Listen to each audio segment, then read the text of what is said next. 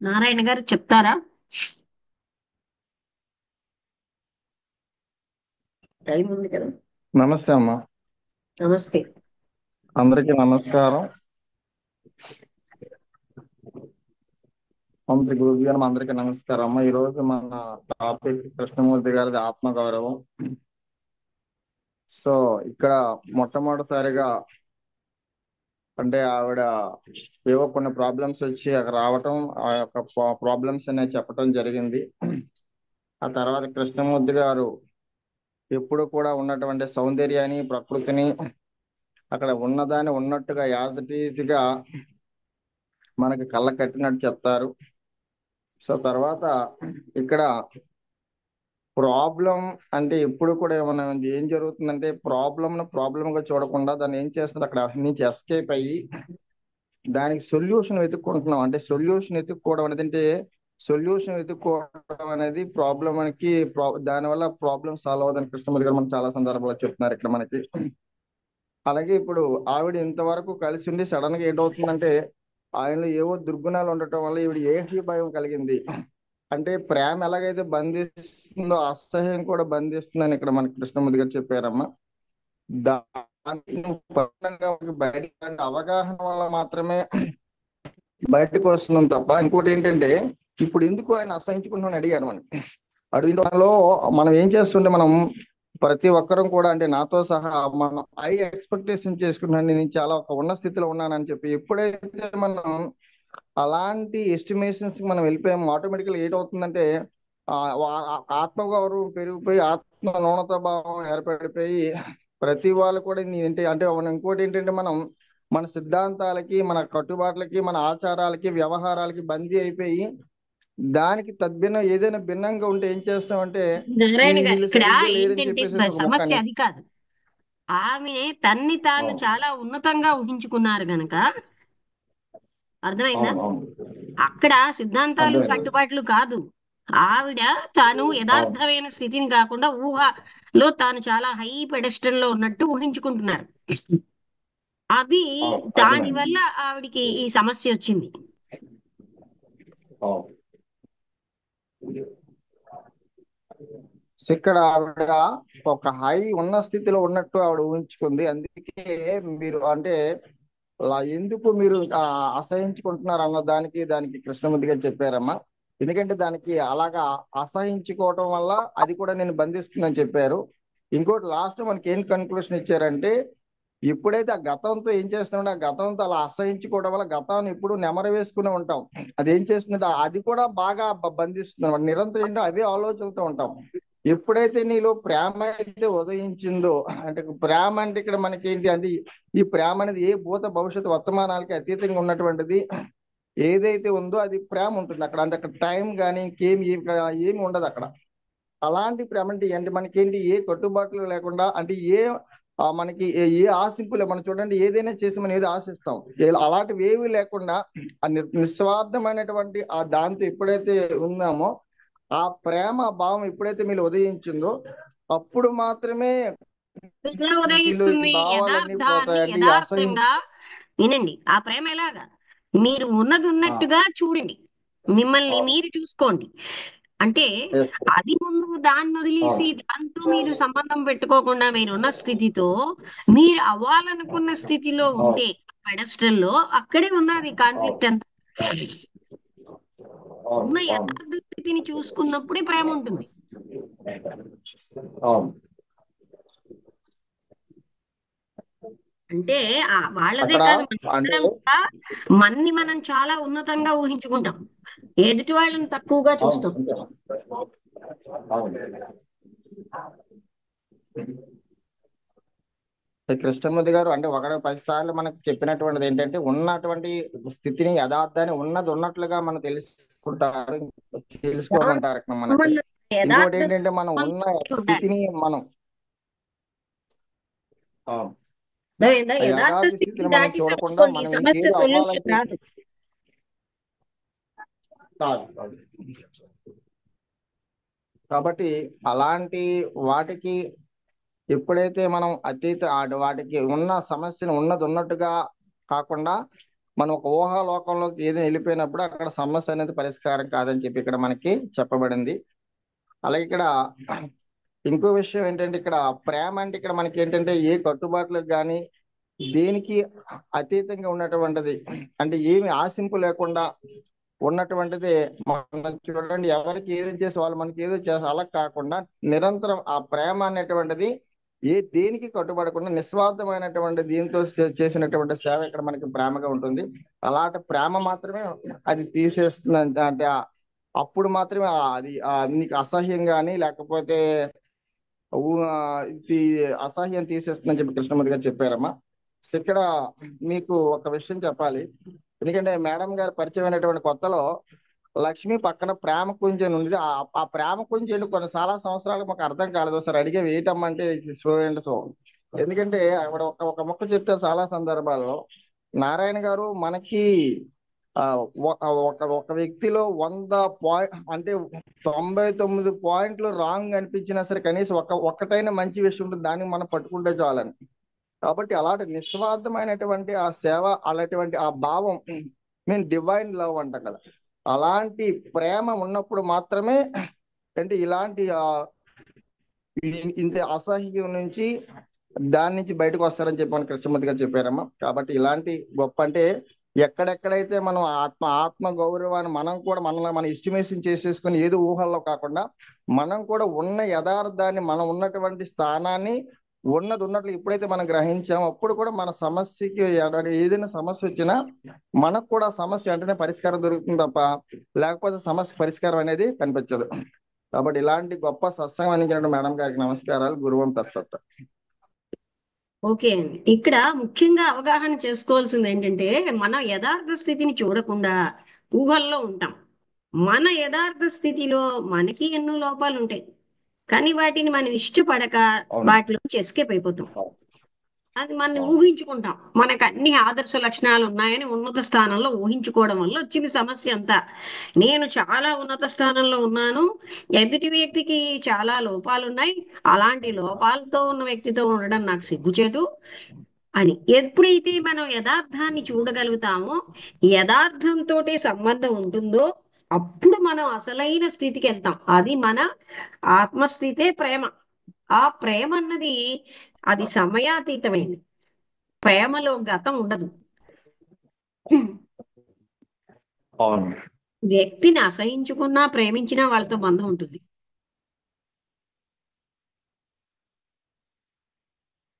Okay, వసంతలత చెప్తావా నువ్వు?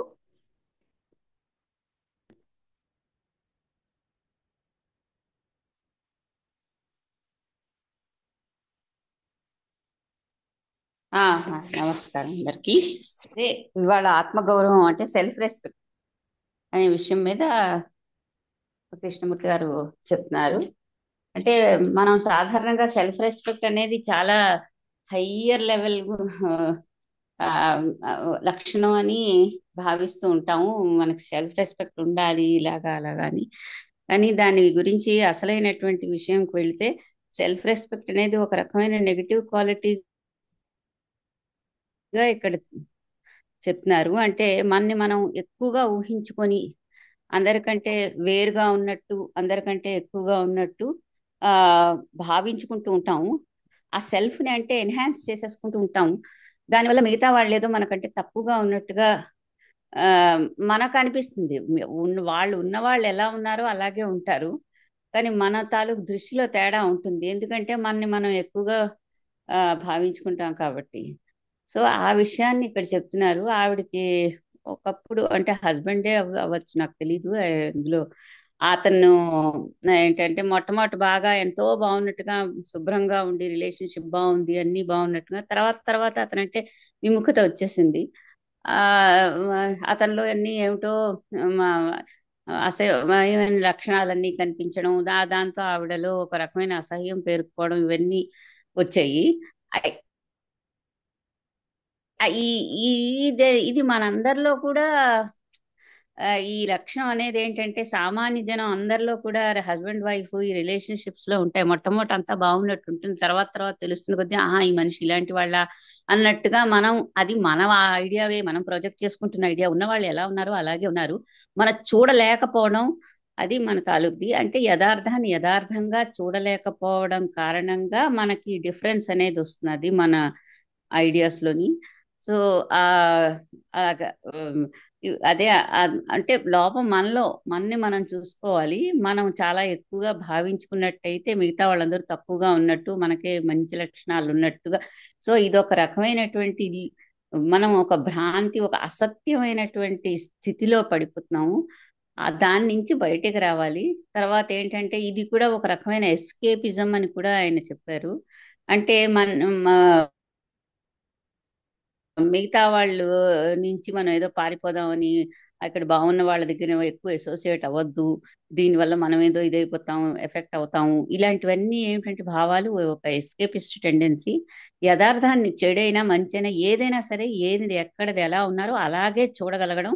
ఆ దాని గురించి అంటే ఒక మన ఇవి పెట్టుకోకూడదు, సొంత భావాలు ఏవో ఒక ఉమ్, అది క్రియేట్ చేసుకోకుండా, క్రియేట్ చేసేది మైండే. అందుకని అది మనం చూడగలగాలి, ఎరుకతో చూడిస్తే ఆ డెఫినెట్ గా ఏంటంటే నువ్వు సత్యానికి దగ్గరగా ఉంటావు. నీకు ఇంకా అసత్యం అని గాని, ఒక ప్రేమని ఇలాగ ఏం అటాచ్మెంట్లు ఉండవు. యాజ్ ఇట్ ఈజ్ విషయాన్ని చూడగలుగుతావు, అదే అసలైనటువంటి స్థితి అని ఆయన ఉమ్. అంటే ఇక్కడ మనం ఉన్న దాన్ని మనం ఎస్కేప్ అయిపోతున్నాం గనక ఆ ఉన్న యథార్థ స్థితితోటి కమ్యూనియన్ ఉండాలి. అప్పుడే మనం అలా అంటే ఇప్పుడు ఉమ్, నాలో ఇది ఉంది, కోపం ఉంది, ద్వేషం ఉంది, అసూయ ఉంది, ఇవన్నీ నాలో ఉన్నాయి అన్నది నాకు నచ్చక నేను ఎస్కేప్ అయిపోతాను. అందుకని అప్పుడు ఉన్నత స్థాయిలో ఊహించుకుని జీవిస్తడం బట్టి మనకి ఇలాంటివన్నీ మనం ఉన్న స్థితిలోనే ఉన్నదాన్ని ఉన్నట్టుగా మనం దాన్ని అది బాగులేదని ఖండించకుండా, బాగున్నదని జస్టిఫై చేసుకోకుండా, దాంతో ఐడెంటిఫై అయిపోకుండా చూసుకోగలిగినప్పుడే అసలైనటువంటి స్థితి అన్నది ఉద్భవిస్తుంది. అంటే అదే ఆ, అదే వి- ఎరుక, అదే ఎరుక, ఆ, అవేర్నెస్ ఆ, అలాంటి అంది అది ఆ అది వాట్ ఈజ్ అన్న దాన్ని అవేర్నెస్ తో చూడమన్నారు. ఆ ఎరుక వల్ల మనం అప్పుడు మనదైన మన స్థితి అంటే ఆ ఆత్మస్థితి, అదే ప్రేమ. ఆ ప్రేమ వల్ల అప్పుడు ఎవరిని కూడా ప్రేమలో గతమే లేదు. అంటే నేను గతం వదిలేయాలి ఏమి ఉండవు. ఉమ్, అసలు అవును. అందరికీ వచ్చిన చిక్కు అదే. ఎవరు ఒకరికి నచ్చకపోవడం ఇవన్నీ ఆ ఇందాక చెప్పినట్టుగా వాళ్ళు ఉన్నారు, అదే యాజ్ ఇట్ ఈస్ గానే ఉన్నా సరే మనలో మనం అతిగా ఊహించేసుకోవడం వల్ల వాళ్ళు తక్కువగా ఉన్నారని భావిస్తున్నాం. అంటే వాళ్ళు తక్కువగా ఉన్నారో లేదో కానీ మనం ఎక్కువగా మనం ఉన్నదానికంటే అతిగా ఊహించేసుకుని మనం చాలా గొప్ప, మిగతా వాళ్ళు చాలా తక్కువ అని చూస్తాం. దాంతోటి అంటే కొన్నాళ్లుగా అలవాటు అయిపోయాక వాళ్ళలో లోపాలు చూడడం మొదలెడతారు. అన్ని చోట్ల ఇంతే, భర్త భార్యలో లోపాన్ని, భార్య భర్తలో లోపాన్ని చూడడం మొదలెడుతూ ఉంటారు. అవును, అవును, అవును. మొదట్లో ఎందుకంటే అంతా బాగుంటుంది. బాగా ఉమ్, సన్నిహితం అవుతూ ఉంటే లోపాలు ఎక్కువైపోతూ ఉంటాయి. లోపాలు అవును, చూద్దాం. అవును. ముందు అన్ని కొత్తగా చాలా రుచికరంగా బాగున్నట్టు ఉంటుంది. ఆ తర్వాత అవి చేదు రుచుల్లా ఉంటాయి. ఎందుకంటే వీళ్ళకి అవును. ఆ దగ్గర సన్నిహితంగా ఉన్న వాళ్ళలో లోపాలు. అందుకని మా నాన్నగారు అనేవారు భర్తకి భార్య శత్రువు, భార్యకి భర్త శత్రువు అని. ఉమ్, ఎందుకంటే ఉమ్, వాళ్ళు ఒకళ్ళనొకళ్ళు బాగా తెలుసుకుంటారు గనక వాళ్ళ లోపాలు వీళ్ళకి బాగా తెలుస్తాయి. మొదట్లో ఏంటి, వీళ్ళు పెట్టుకున్న ప్రేమతో వేరే అర్థంతో చూస్తారు. ఇప్పుడు ఆ అర్థం మారిపోయింది. మారిపోయేసరికల్లా వాళ్ళకి అన్ని చెడ్డలే కనిపిస్తాయి. అంతకు ముందు ఆ అవును. సెల్ఫిష్నెస్ నే పాటించారు. ఇప్పుడు అది సెల్ఫిష్నెస్ బిటర్ గా అయిపోతుంది. ఇలాగనమాట. ఉమ్, అందుకని అది మనలోనే విషయం. అంటే ఆ మన్ని మనం గాని చూసుకోవడం అనేది, మన్ని మనం ఉన్నత స్థాయిలో పెట్టుకోకుండా చూడగలిగితే అప్పుడు మనకు అర్థమవుతుంది విషయం. ఉమ్, ఏంటంటే మనం మనకి అన్నీ ఉన్నాయి, వాళ్ళకు ఉన్నాయని మనం అనుకున్న అన్ని లక్షణాలు మనకి ఉన్నాయని మనకు తెలుస్తుంది. అప్పుడు వాళ్ళని మనం అసహ్యంగా చూడం. మనలో కూడా అవన్నీ ఉన్నాయి. అవును. రాంబుద్ధుడు గారు మీరు చెప్తారా? మనకి మనలో ఉన్నాయంటే నచ్చదు. అమ్మ ఇంకొకళ్ళలోని నీచత్వాన్ని చూడడానికి మనం ఇష్టపడతాం. అయితే దాన్ని నీచము అనకుండా ఖండించకుండా చిచి ఇలా ఉన్నదేంటని అలాగా కాకుండా ఆ గుణంతో నేనే అదై ఉన్నానని ఐడెంటిఫై అవ్వకుండా చూడగలగాలి ఇవన్నీ ఉన్నాయి లోపల అని. అప్పుడే మనం ప్రేమ అన్నది అంటే మన యథార్థ స్థితి అన్నది మనకి తెలుస్తుంది. అంటే అసలు దాన్ని దాటగలం. ఆ స్థితిని మనం ఊహించుకున్న స్థితుల్లో మనం జీవిస్తున్నాం. అలా కాకుండా ఇంకా మనదైన మన స్వభావానికి అదే ప్రేమ. ఆ ప్రేమలో గతమే లేదు. ఏమైనా అర్థం నమస్తే కాకపోతే మేడం. అడగండి, లేకపోతే రామబుద్ధుడి గారు చెప్పండి. నమస్తే మేడం, అందరికీ నమస్కారం. ఇక్కడ నాలోకి నాలోకి నేను చూసుకోవాలి. నేను లోకి అని ఎక్కడెక్కడ యథార్థ నేనేమిటి అనేది మనకి ఆ, దాన్ని ఊహాత్మక చిత్రంలో జీవిస్తున్నాం కదా. నాకు ఇవన్నీ నేను ఇలా ఉండాలి, అలా అలా ఉన్నానని తీసుకుంటాం. ఉండాలన్న లక్షణాలన్నీ ఉన్నాయని తీసుకుంటున్నాం. అర్థమైందా? అయితే ఆ, మేడం, ఇప్పుడు మనం మనము ఒకరి మీద ఆధారపడడం, వాళ్ళు మన మీద ఆధారపడడం, అంటే భార్యాభర్తలు కానీ ఇలాగా రిలేషన్షిప్ లో ఆధారపడి ఉన్నప్పుడు ఆ, మరి కొన్ని ఇబ్బందులు, అంటే ఆ ప్రవర్తన ద్వారా ఒకరికొకరికి కొంచెం తేడాలు ఉంటాయి. తేడాలు ఉన్నప్పుడు ఆ, ఈ విభేదాన్ని, అంటే నేను ఉన్నతంగా ఉన్నాను అనే ఒక ఆలోచన లేకుండా చూసుకోవాలి అని అన్నప్పుడు, సరే, ఈ నేను ఉన్నతంగా ఉన్నాను అంటే నాలో కూడా కొన్ని లోపాలు ఉన్నాయని నేను అంగీకరించి ఆ ఇదిగా ప్రొసీడ్ కావడము అని చెప్తున్నారు. ఉమ్, అంటే ఇక్కడ అడ్జస్ట్మెంట్ చేసుకోవాలనా, లేకపోతే వ్యతిరేకించనే కూడదా? మీరున్న స్థితి ఇప్పుడు అది యథార్థ స్థితి అన్నది అందరికీ అర్థం కావట్లేదు. వాట్ ఈజ్ అన్నది, వాట్ ఈజ్ అంటే మనం ఉన్న స్థితి. అంటే మనకి అసూయ ఉంటుంది అనుకోండి, అవన్నిటినీ మనం ఖండించకుండా, జస్టిఫై చేయకుండా, ఐడెంటిఫై అవ్వకుండా చూసుకోగలగాలండి. అప్పుడు అవన్నీ ఇక్కడ ఉన్నాయని తెలుస్తుంది. దాని మీద ఆటోమేటిక్ గా వర్క్ అయిపోతుంది మనకు. ఇప్పుడు మీకు ముఖం మీద మచ్చ ఉన్నారు కానీ చెయ్యి వెళ్ళి తుడుస్తోంది కదా, అలాగే ఆ లక్షణం ఉంది అన్నది ఆ యథార్థం తెలిస్తే ఆటోమేటిక్ గా అది ఏం జరగాలో జరుగుతుపోతుంది. అర్థమైందా? ఉమ్, ముందు అవి చూడాలి కదా. మీరు కోపం అన్నది అన్నదాన్ని, కోపాన్ని చూడడం అది మనసుతో కాకుండా ఎరుకతో. అప్పుడు అందులోంచి బయటపడగలరు. ఓకే మేడం, అంటే ఇప్పుడు ఈ ఇదంతా ఓకే. పాయింట్ ఒకటి అందరికీ అర్థం కావట్లేదేమో ఎన్నిసార్లు అయినా. అంటే అవేర్నెస్ తో ఆ, చూడగలిగినప్పుడే మనం అందులోంచి బయటపడగలం. అవగాహన అవుతుంది అప్పుడు. ఇప్పుడు బయట పడగలము అన్నప్పుడు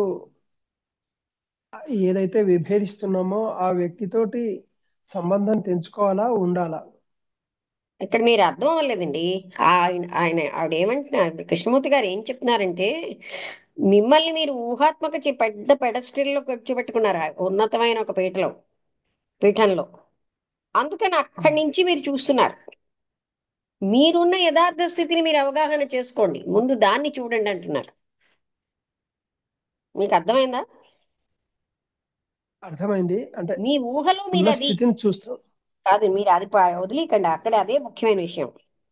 మీ ఊహలో ఉన్న దాన్ని మీరు చూడకుండా మీరు యథార్థాన్ని చూడగలిగినప్పుడు ఇవే ఉండవండి. అప్పుడు మీలో ప్రేమ ఉంటుంది.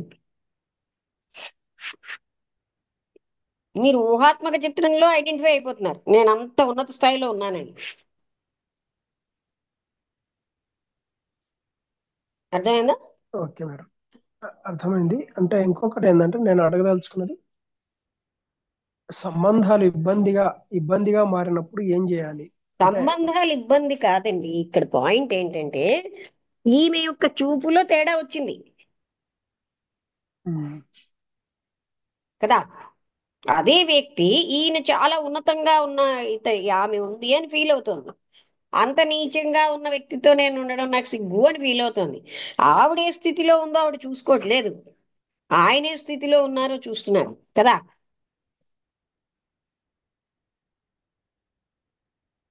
మీకు ఆ టాపిక్ మీ మైండ్లో ఉన్నది పక్కన పెట్టి ఇది వినండి.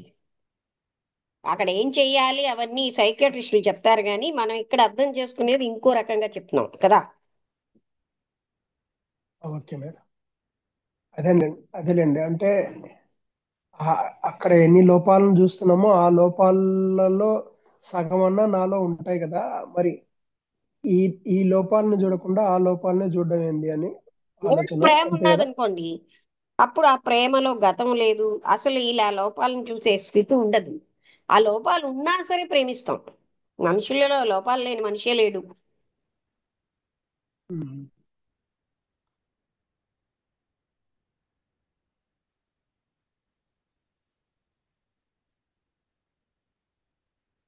ఓకే మేడం, అర్థమైంది మేడం. ఇంకెవరైనా?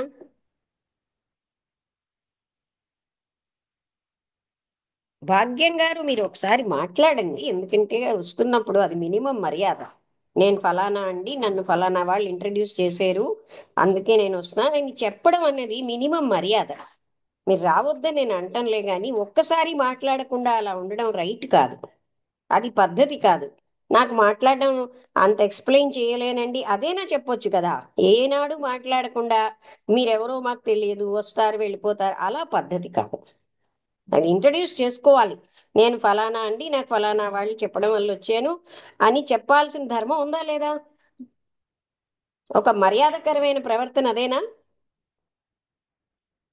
ఎప్పుడు ఎన్నిసార్లు అడిగినా జవాబు చెప్పరు, ఏమీ చెప్పరు, అది పద్ధతి కాదండి.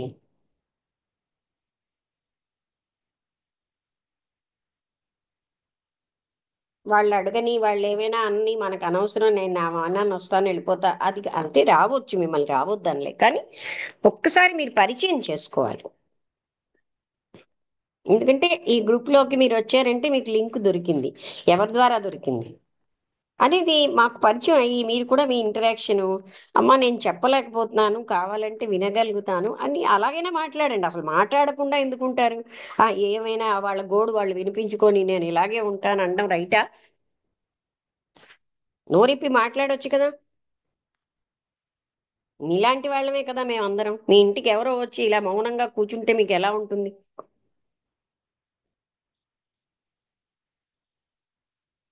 రావడం మంచిదే, దాని పట్ల ఆసక్తి ఉన్నది, వస్తున్నారు, మాట్లాడండి.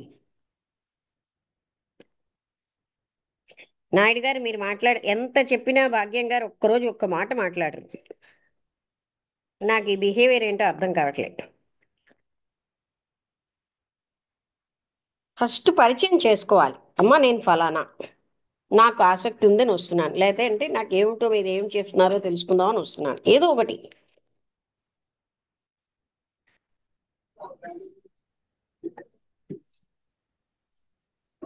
మేడం గారు గుడ్ మార్నింగ్ అండి.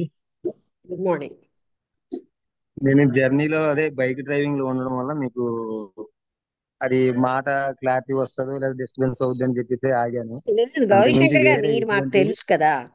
అది కాదు, ఎటువంటి అసలు ఇది ఆమె ఏం ఎవరో లేదు. తెలియదు, ఎవరు అంటే ఇంట్రడ్యూస్ మాకు చేశారో మా తెలియదు. వల్ల మీకు మా వల్ల ఇబ్బంది కలుగుతుంది అనే ఒక విధం, అంటే ఏ టచ్ చేస్తే ఏమవుతుంది లేదు అని లేదు గౌరీశంకర్ గారు, అంతే మీరు తప్ప మాకు తెలుసు కదా, మీ ఇంకేం లేదు. పేరు తెలుసు, మీరు మాకు ఇంకేం లేదు. ఇంటికి ఆ, వస్తూ నేను ఉంటారు ఇది ఈరోజు మీటింగ్ ఈ లోకి. రోజు నాకు కావాల్సిన పాయింట్ మేడం గారు, ఇప్పుడు ఆల్రెడీగా మీరు అడుగుతున్నది చెప్పాలనుకున్నాను.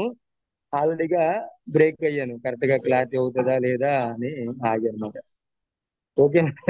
అదే డ్యూటీలో ఉన్నాను మేడం గారు, అందుకోసమనే కొంచెం మీకు మీరు డిస్టర్బెన్స్ కాదండి, అవుతుంది. నేను భాగ్యం గారి సంగతి అడుగుతున్నాను. ఓకే, మీరు చెప్పేది 100%. ఏదో మీ గోడని కాదండి, మాకు కావాల్సిందనే తప్ప ఎంతో కొంత అయినా కొంత లోపలికి వెళ్తాదనే అంటే భావన తోటే ఇప్పుడు తప్ప ఆవిడ ఎవరో తెలియదు, నాకు ఎవరు ఇంట్రడ్యూస్ చేశారో నేను తెలియదు, అవును ఆవిడ ఎలా సరే. ఫీల్ అవుతున్నారో, ఆవిడకి ఏ రకమైన డౌట్ ఉందో అవునవును ఏమీ తెలియదు. అది నాకు అవునవును. ఒక రోజు 2 రోజులు ఎన్ని రోజులు అడిగినా వాళ్ళు అడగని చచ్చి మొత్తుకొని నాకు సంబంధం లేదు, నా మనాన్ని నేను వస్తాను వెళ్ళిపోతా, అది మర్యాద? ఓకే ఓకే ఆ మేడం గారు. వేలో నేను, నాకు ఎందుకంటే కొంచెం అది నేను ముందు చెప్పలేకపోయినా అని ఫస్ట్ అంతే. ఏంటంటే మర్యాద ఇంట్రడ్యూస్ చేసుకోవాలి. ఎవరో తెలియదు, ఏ ఓకే ఊరో మేడం గారు. తెలియదు. ఓకే మేడం గారు. థ్యాంక్ యూ మేడం గారు. మీరు నాకు తెలుసు కదండి, మీరు దివ్యజ్ఞాన మీటింగ్కి వస్తున్నారు కదా, తెలియని వాళ్ళ అవునవును విషయంలో మేడం. నేను ఫస్ట్ పరిచయం చేసుకోవాలి నేను ఈ అంటాను అంతే. జూమ్ లోకి వచ్చిన తర్వాత విచ్చేయడానికి అదే ఒక ఆ డ్యూటీలో ఉండడం, బైక్ లో జర్నీలో ఉండడం, అందువల్ల కొంచెం నా అది వలన నిన్న మీరు ఏమైనా ఇబ్బంది చెప్పారు కదండి అవుతుందేమో అని. గౌరీశంకర్ గారు. అవును మేడం. అది అంతే ఆల్రెడీ మేడం. ఆయన దానికి థ్యాంక్ తెలుసు యూ. నాకు కారణం. మీరు జర్నీలో ఉన్నప్పుడు, డ్యూటీలో ఓకే మేడం. ఉన్నప్పుడు ఎలా మాట్లాడతారు. అవకాశం ఉంటే వింటున్నారు.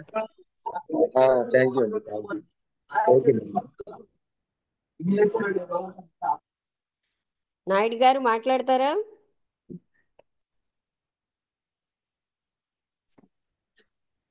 అమ్మ అదే అర్థం చేసుకున్నానమ్మా, మొత్తం వింటున్నాను. అంటే ఉమ్. సుపీరియర్ స్టేట్ లో ఉండడం, అంటే ఆ ఎదుటి వ్యక్తి పట్ల ఆ భావం ఉండటం వల్ల వాళ్ళు తక్కువగా అనిపించడం వల్ల వాళ్ళలో ఉన్న లోపాలనే గుర్తుంటున్నాయి. కానీ నా సెల్ఫ్ ఇమేజ్ లో నేను చాలా గ్రేట్, కానీ నా ఇంటర్నల్ ఇన్నర్ లివింగ్ లో వాటిని పట్టించుకోకుండా ఉండడం వల్ల అవతల వ్యక్తి ఆ అవతల వ్యక్తి పట్ల ఏహిభావం అనేది, ఆ అసహ్య భావం అనేది కలుగుతుంది అని చెప్తున్నారమ్మా. అంటే ఎప్పుడైతే మనం లోపల చూసుకోవడం మొదలు పెట్టామో వాళ్ళ పట్ల అది, అంటే నాలోని అనేక రకాలైన లోపాలు ఉన్నాయి, అతనిలోనే ఉన్నాయి అనే భావం, అంటే ఆమెలో ఉన్నాయనో లేదా అతనిలో ఉన్నాయనో ఆ భావం ఎప్పుడైతే కలుగుతుందో ఆ సహజంగా వాటిని ఒక రకమైన ప్రేమ భావం మన నుంచి వాళ్ళకి ప్రసరింపబడినప్పుడు వాళ్ళలో కూడా ప్రేమ కలిగి ఆ స్థితి, అంటే ఏదైతే అందరూ చేరాల్సిన స్థితి ఏదైతే ఉందో అది కలుగుతుందేమో అలా అనిపించింది అమ్మ ఇదంతా విన్న తర్వాత. అంటే యథార్థంగా మనం తెలుసుకుందాం అనుకోండి, అందరిలో ఉన్నవి మనలో ఉన్నాయని అర్థమవుతుంది. మనమేం అవునమ్మా, అవునమ్మా, అధికంగా లేవని, మన ఊహల్లో మనం అధికంగా ఉంటాం. అవునమ్మా, అవునమ్మా, వీళ్ళు సడన్ గా వీళ్ళు చాలా గ్రేట్, మిగతా వాళ్ళు చాలా స్వల్పం అని చూస్తారు. అలా చూసేసరికల్లా అవునమ్మా, వాళ్ళకేమోని అయ్యో ఇంత నేనున్నా ఇంత గొప్ప కదా, అలాంటి వాళ్ళతో ఉండడం నాకు అవమానం, అలా ఫీల్ అవుతారు. అవునమ్మా, అవునమ్మా, ఆయన కరెక్ట్ గా చెప్పారు.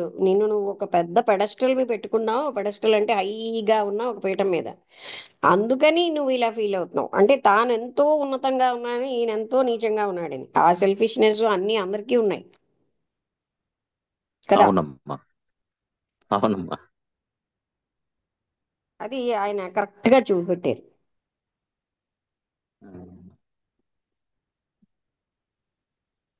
ఎందుకంటే అతనిలో ఏం మార్పు లేదని ఆవిడే చెప్తున్నారు. అవునమ్మా. జనరల్ థింక్ లో ఎవరైనా ఒకరు ఇటువంటి సమస్య ఉంది అని చెప్పిన వెంటనే ఇతరులో ఉన్న లోపాలను చెప్పడానికి వాళ్ళని మీరు ఇలా సరి చేసుకోండి, ఇలా సరి ఇలాంటివన్నీ వస్తాయి. కానీ కృష్ణమూర్తి గారు ఎప్పుడైతే ఎవరైతే ఒక సమస్య పట్టుకొని వస్తున్నారో వాళ్ళలో ఉన్నదే ముందు చూపిస్తున్నారు. వాళ్ళ అండర్స్టాండింగే, అంటే ఒక దగ్గర సెట్ అయితే అన్నిటి దగ్గర సెట్ అవుతుంది అన్నట్టు అక్కడ సెట్ చేస్తున్నారు. అది చాలా బాగుంది. అది కూడా కరెక్టే కదా. మనం ఎప్పుడు కూడా ఊహాత్మకంగా మనని చాలా ఉన్నతంగా ఊహించుకుంటాం. అందరూ తక్కువ, మనం అవునమ్మా, చాలా ఎక్కువ అనుకుంటూ ఉంటాం. అదే అందరికీ పెద్ద జబ్బు కూడా. అవునమ్మా. ఇంకా రమణ ఏమైనా మాట్లాడతారా మీరు? మిగతా వాళ్ళు ఎవరైనా, ఈశ్వరరావు గారు?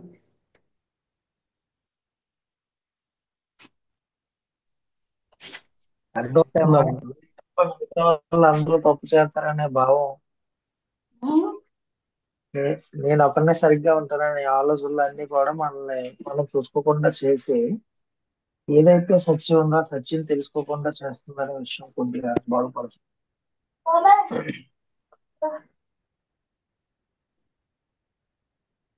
అదే మన ఊహాత్మకంగా మనం హైగా ఫీల్ అవుతూ ఉంటాం. అది నిజమా కాదా హాయిగా కూడా ఫీల్ చూడం. అవుతాం. ఉమ్. అవునండి. ఆ యథార్థాన్ని అసలు అర్థం చేసుకోకుండా ఉమ్. ఇతరుల వాళ్ళ లోపంలో నుంచి ఇతరులలో ఉన్న ఏవైతే ఉన్నాయో అవి రిఫ్లెక్ట్ చేసుకుంటూ చూస్తూ ఉంటాం, మళ్ళీ మర్చిపోతాం. ఏ, అదే అదే అమ్మా, అర్థమైందమ్మా, కొద్దిగా అర్థమవుతుంది బాగా. సూర్యావతి గారు మీరు మాట్లాడతారా?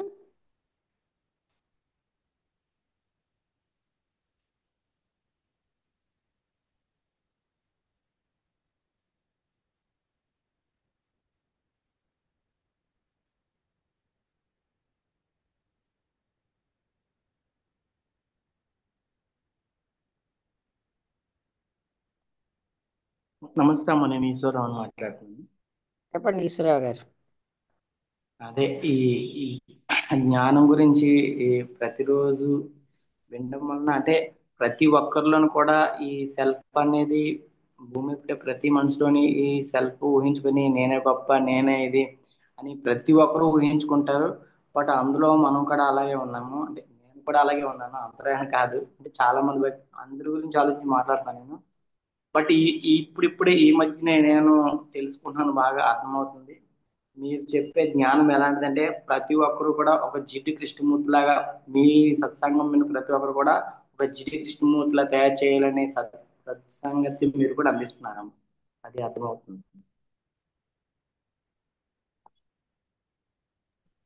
నిజమే, వాళ్ళ ఊహాత్మక చిత్రాల్లో ఉండబట్టే క్లాష్లు ఎక్కువైపోతున్నాయి.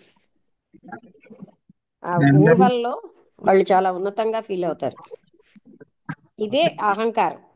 నేను చాలా ఎక్కువ, ఎదుటి వాళ్ళు తక్కువ. అది మనకి ఆ గర్వాన్ని తెచ్చిపెట్టి ప్రతి గర్వం వినాశనానికే కారణం అవుతుంది.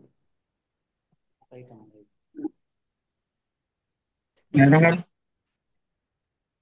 ఏంటండి?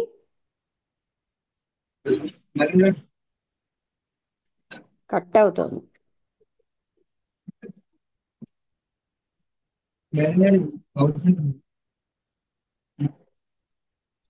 మీ సిగ్నల్ సరిగా రావట్లేదు సార్. ఒకసారి చూడండి, కట్ అవుతుంది, వాయిస్ బ్రేక్ అయిపోతుంది బాగా.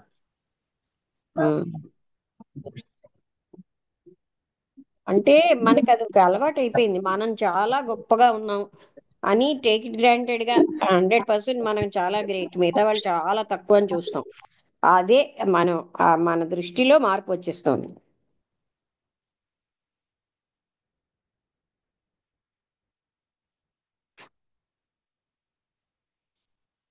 ఓకే అండి, అందరికీ అర్థమైంది కదా?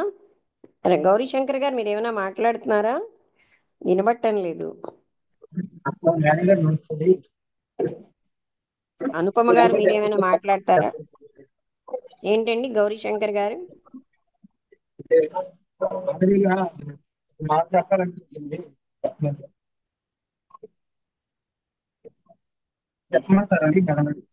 చెప్పండి, మీకు ఇప్పుడు వినిపిస్తుంది. మీరు డ్రైవ్ మీరు డ్రైవింగ్ లో ఉన్నట్టున్నారండి, ఒకసారి ఆగి మాట్లాడండి. క్లారిటీ లేదు. వాయిస్ మీరు రావట్లేదు.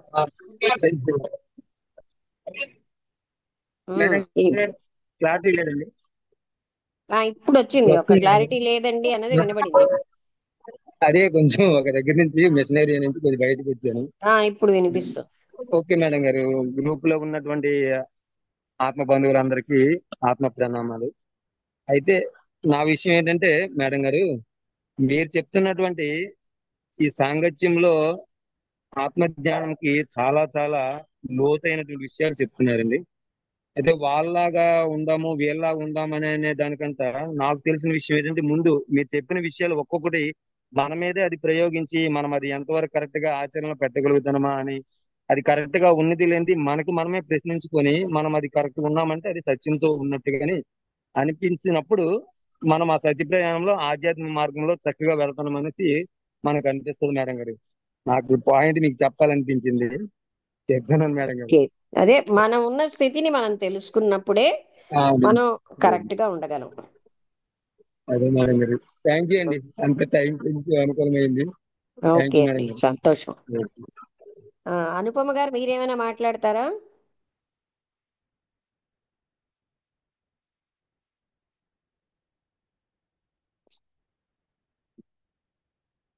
అనుపమ గారు మైక్ దగ్గర లేరేమో. అనుపమ గారు లేనట్టున్నారమ్మా. ఇంకో ఇక్కడ ఉన్నారు, ఉన్నారు. అనుపమ ఉన్నారు, కానీ మ్యూట్ లో ఉన్నారు.